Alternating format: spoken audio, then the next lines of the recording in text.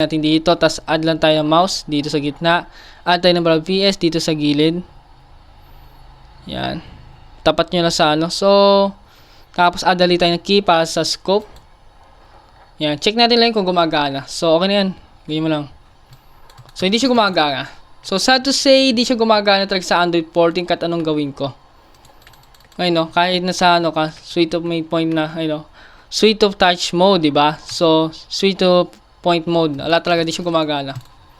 Oh. Ano siya sa Android 12 mga pre, no?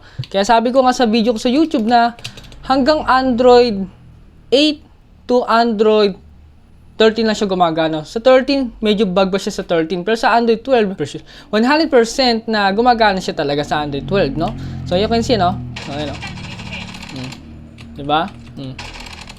Diba? So, napakasarap talaga maglaro sa keyboard. Add tayo ng jump at hindi ko mapindot yung jump, pre. So, sa key lang tayo. Pindutin itong ito. At lagay sa jump. Dito, sa gilid. Hindi yan. Ito. Ito, space key yan. Tapos, maglagay tayo ng F. Mag-add din tayo ng F. Or Q na lang. F na lang ba? F. F na lang siguro.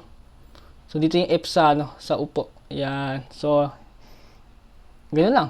Ayan, jump, oh. O, diba? Ganyan siya kasimple. Sa F, you know, luhod sa F, diba? O. O, diba? Diba, gumagana siya mga pre. Ganun siya ka-basic. Diba? Ito lang kailangan mo dyan, no? Ito lang. Ito lang kailangan mo. At makapaglaro ka na. Diba? Hindi mo na kailangan bumili ng mga something sa, ano.